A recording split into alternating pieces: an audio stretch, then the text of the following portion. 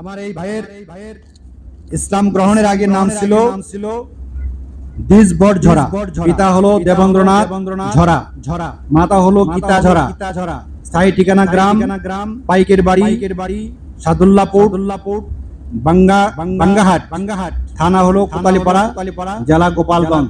জায়গা মতো জন্ম তারিখ 10/6/1992। কারণ ওই দেশে আমি গিয়েছি মাহফিল করতে, অসংখ্য মুসলিম হিন্দু ধর্মের লোক অসংখ্য পরিমাণ, এবং আমি কয়েকটা জায়গাতে মাহফিল করছি, সেখানে অসংখ্য হিন্দু ভাইরা এই মাহফিলে এসে তার আলোচনা শুনছে। এই জন্য বললাম যে ওই জায়গাটাতে আমি গিয়েছি, এই জন্য বললাম জায়গা। এটা আবার অন্যদিকে আপনারা নিন।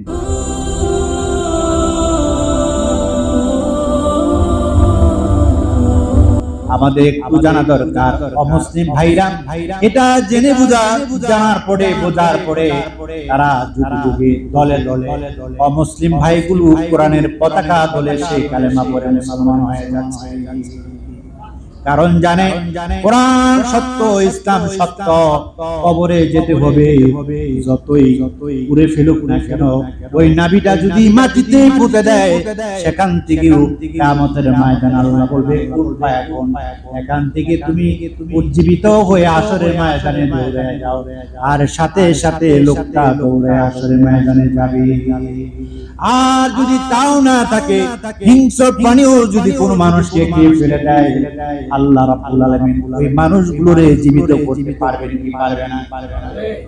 আল্লাহ রাব্বুল আলামিন যদি এক ফোঁটা নাপাক পানি থেকে মানুষদেরকে মায়ের রেহেমের ভিতরে ঢুকায়া ওটাকে 40 দিন পর্যন্ত জাল করে তিল করে ওই পবিত্র নাপাক পানিটাকে পবিত্র পানি বানাতে পারে, এরপরে নাপাক পানিটাকে রক্তে পরিণত করতে পারে, রক্ত থেকে আবার ওটাকে গোশতে পরিণত করতে পারে, গোশত থেকে যদি আবার ওটাকে সুন্দর করে পুতুলের মতো মানুষ বানায়া মায়ের মাসিককে বন্ধ করে দিয়া, মায়ের নাভির সাথে ওই সন্তানের নাভি এক করে দিয়ে মায়ের মাসিককে সন্তানের খাবার বানায়া আল্লাহ তাআলা তিল করে 10 মাস পর্যন্ত মায়ের পেটের মধ্যে রেখে মুখের উপর টেপ লাগায়া দিয়া, আল্লাহ তাআলা কাবর লাগায়া দিয়া, মায়ের পেটের মাসিক আল্লাহ তাআলা নাভির ভিতর দিয়া সন্তানের নাভিতে ঢুকায়া তিল বড় বানায়া, সেখানে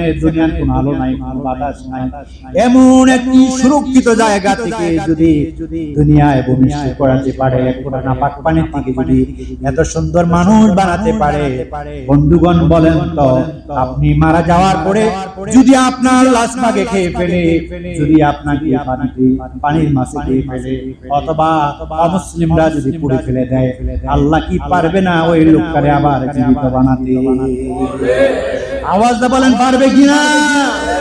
আল্লাহ বলেছেন ওয়ালাকাদ খালাকনাল ইনসানা মিন সুলালাতিন মিন তিন সুম্মা জাআলনাহু নুতফাতান ফি ক্বরারিন মাকিন ثم خلقنا النطفة علقة فخلقنا العلقة مضغة فخلقنا المضغة عظاما فكسونا العظام لحما ثم أنشأناه خلقا آخر فتبارك الله أحسن الخالقين। আল্লাহু আকবার। আল্লাহ রাব্বুল আলামিন বলেছেন, দুনিয়ার মানুষ শোনো, ওয়ালাকাদ খালাকনাল ইনসানা মিন সুলালাতিন মিন তিন, তোমাদেরকে প্রথমত আদমকে আমি এক টুকরা মাটি থেকে তোমার আদমকে বাবা আদমকে বানালাম, এরপরে আদম এবং হাওয়ার সমন্বয়ে আমি এক ফোঁটা নাপাক পানি দিয়া সন্তান বানালাম। এভাবে ক্রমান্বয়ে যুগ ধরে আমি এত অসংখ্য পরিমাণে মানুষ বানালাম। গোটা পৃথিবীটা আমি লক্ষ কোটি মানুষ দিয়ে আমি ভরপুর করে দিলাম। আল্লাহ পাক যদি এক ফোঁটা নাপাক পানি দিয়া এত কোটি মানুষ বানাতে পারে, আল্লাহ পাক রব্বুল আলামিন কিয়ামতের ময়দানে যে মানুষগুলারে মারলেন, জীবিত করলেন, আবার মৃত্যুদান করলেন, ওই মানুষগুলারে বুঝি আল্লাহ পাক আবার জীবিত করতে পারবে না? অবশ্যই পারবে। এইজন্য আল্লাহ রাব্বুল আলামিন সূরাতুল বাকারার মধ্যে বলেন, কাইফা তাকফুরুনা বিল্লাহি ওয়া কুনতুম আমওয়াতান ফাআহইয়াকুম সুম্মা ইউমীতুকুম সুম্মা ইউহয়িকুম সুম্মা ইলাইহি তুরজাউন। আল্লাহ রাব্বুল আলামিন বলছেন, বান্দারা শোনো, কেমন করে আমার নিয়ামতের কথা ভুলে যাও, কেমন করে আমাকে ভুলে যাও, আবার নিয়ামত অস্বীকার করো। অথচ তোমরা ছেলে মেয়ে তো এক পুরা নাপাক পানি দিয়ে তোমাদেরকে সুন্দর করে আমি মানুষ বানালাম, কিছুদিন দুনিয়ায় তোমাদেরকে থাকার জন্য অবকাশ দিলাম। কারণ আমি আল্লাহ পাক দুনিয়া কিছুদিন থাকার জন্য অবকাশ দিলাম একটা কারণে, তোমরা আমার ইবাদত করবে। ওয়ামা খালাকুল জিন্না ওয়াল ইনসা ইল্লা লিয়াবুদুন, আমি তোমাদেরকে মানুষ বানালাম ইবাদত বندگی করার জন্য। কিছু কাল সময় তোমরা দুনিয়া থাকবা, তারপরে আমি আল্লাহ তাআলা তোমাদেরকে মৃত্যু দান করব। সুম্মা ইউহয়িকুম, এরপরে কবরে যাওয়ার পরে সুম্মা ইউহয়িকুম, তোমাদেরকে জীবিত করব। জীবিত করার পরে জিজ্ঞাসা করব, মার রাব্বুকা ওয়া মা দীনুকা মান নাবিয়ুকা। তখন তুমি যদি আল্লাহর গোলামি করে থাকো, আল্লাহর ইবাদত করে থাকো, আল্লাহর দাসত্ব করে থাকো, তাহলে তখন উত্তর দিতে পারবা। উত্তর দিতে পারলেই তুমি জান্নাতে চলে যাবা।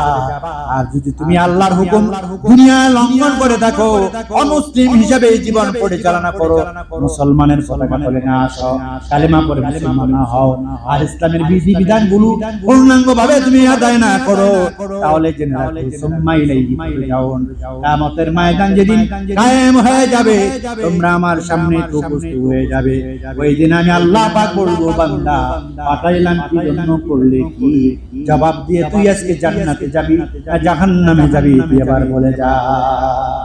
যদি ওই দিন আমরা দুনিয়ায় আল্লাহর গোলামি না করে আল্লাহর সামনে হাজির হই, বলুন তো বন্ধুগণ, ওই দিন কোন উপায় আছে? কোন উপায় আছে? এই জিনিসটা বুঝতে পেরেছে আমাদের একজন ভাই যিনি আজকে আমাদের জুমার মসজিদে এসেছেন, তিনি আজকে মুসলমান হবেন। তার স্ত্রী, তার ছোট্ট 6 বছর মেয়ে, তারাও কোর্টে গিয়ে এফিডেভিট করে আজকে আমাদের সামনে এসেছেন, তিনি মুসলমান হবেন। আমরা তার মুখ থেকে শুনতে চাই, তিনি তাকে কি আসলে আমরা বা আমার পক্ষ থেকে কোনো চাপ প্রয়োগ করছি কি, সেটা তার মুখ থেকে আমরা শুনতে চাই। কি বলেন? কারণ এটাও তো আজকে মুসলমান হতে গিয়েও সমস্যা। অনেকে বলে হয়তো বা কোনো ফান্দে ফালায় তাকে মুসলমান হয়েছে। এই জন্য আমার ভাইকে বলবো একটু সামনে চলে আসা। আপনি দ্বারা সবাইকে সালাম দেন, আসসালামু আলাইকুম। কি ব্যাপার, আপনার জবাব দিলেন না? আমি আপনাকে প্রশ্ন করি, আজকে এই জুমার মসজিদে আপনাকে কি আমার পক্ষ থেকে কোনো চাপ প্রয়োগ করা হয়েছে যে আপনি মুসলমান হন? আপনি স্বইচ্ছায় আলহামদুলিল্লাহ বলেন। কি জন্য আপনি মুসলমান হলেন? কারণ ইসলাম ধর্ম আপনার কাছে ভালো লাগে, কোরআন হাদিসে আলোচনা আপনার ভালো লাগে, এটাই সঠিক ধর্ম মনে হয়, এটাই আলহামদুলিল্লাহ বলেন। তাহলে আমরা আজকের এই জুমাতে আমরা আপনাদের সামনে, আমি আপনাদের সামনে কালেমা পড়ে মুসলমান বানিয়ে দিতে চাই। সকলেই একবার বলেন আলহামদুলিল্লাহ। আমার সঙ্গে পড়েন, হাত দেন, এদিকে তাকায় বলেন আউযু বিল্লাহি মিনাশ শাইতানির রাজীম। আমরা ওর সঙ্গেই পড়ব, আমার এই যিনি ভাইয়ের সাথে পড়ব।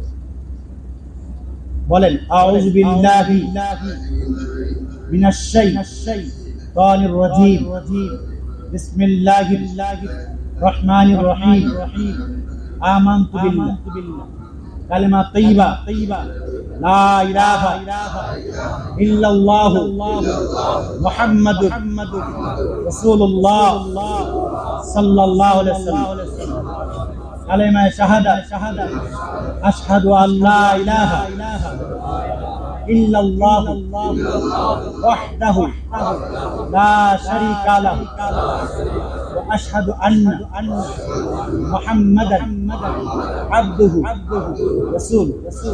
আমি সাক্ষ্য দিচ্ছি আল্লাহ ছাড়া কোনো ইলাহ নাই, কোনো মাবুদ নাই, তিনি এক, তিনি অদ্বিতীয় এবং মুহাম্মদ রাসূলুল্লাহ সাল্লাল্লাহু আলাইহি ওয়াসাল্লাম শেষ নবী, শেষ রাসূল এবং তিনি তার বান্দা। আলহামদুলিল্লাহ বলেন।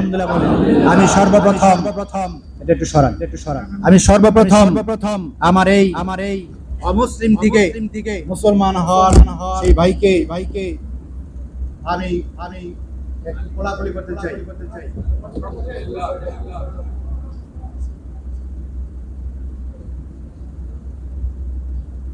ওনার যে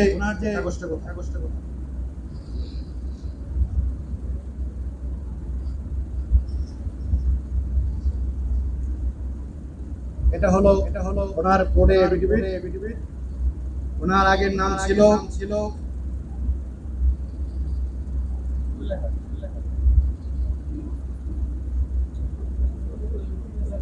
জিতবট জরা।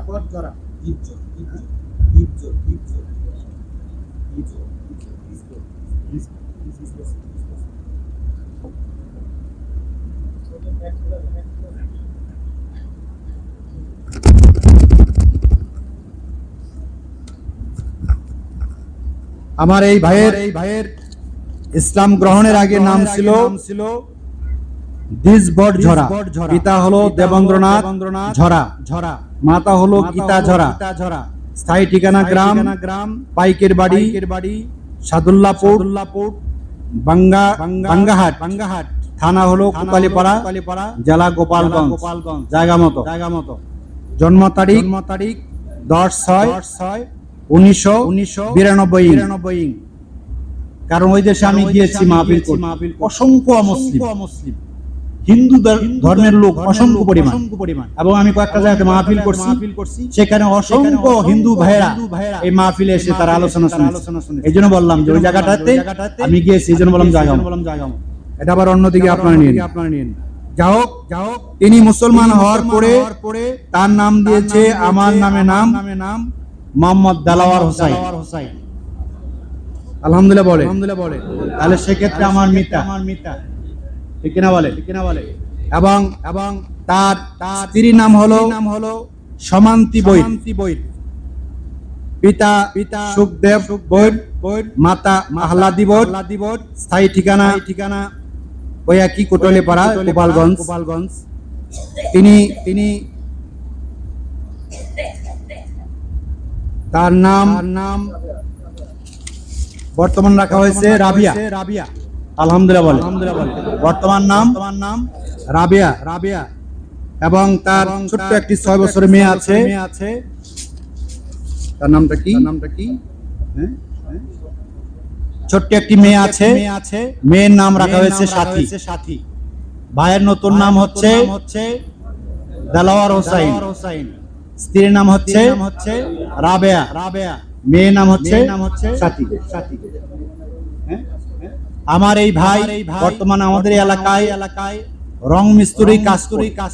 আপনাদের বাড়ি ঘরে যেখানে রঙের কাজ হবে, আমি আমার পক্ষ থেকে এবং জোর দাবি করব আপনাদের সকল রঙের কাজে আমার এই ভাইকে প্রাধান্য দিবেন ইনশাআল্লাহ। পারবেন না ইনশাআল্লাহ? এবং আমরা নামাজের পরে আমার ভাইকে যদি সম্ভব হয়, উনি ওনার পক্ষ থেকে বলছে যে আমি 1 টাকাও চাই না। আমি চাই, আমি মুসলিম ধর্ম গ্রহণ করেছি, আমার হাত আছে, পা আছে, আমি কাজ করে খাবো। কত সুন্দর কথা বলেছে, তাই বলছেন না মাহবুব ভাই? এই কথাই উনি বলে। তারপরেও উনি আজকে দিয়ে আমাদের ভাই কুল্লু মুসলিমুনা ইখওয়া, প্রত্যেক মুসলমান ভাই উনি আজকে থেকে আমাদের ভাই। আমার ভাইকে আমাদের সহযোগিতা করতে কোনো দ্বিধা নাই। এজন্য নামাজের পরে আমরা ইনশাআল্লাহ ভাইকে কিছু সহযোগিতাও করে যাব ইনশাআল্লাহ। আল্লাহ তাআলা কবুল করেন। আখির দাওয়ানা আলহামদুলিল্লাহ।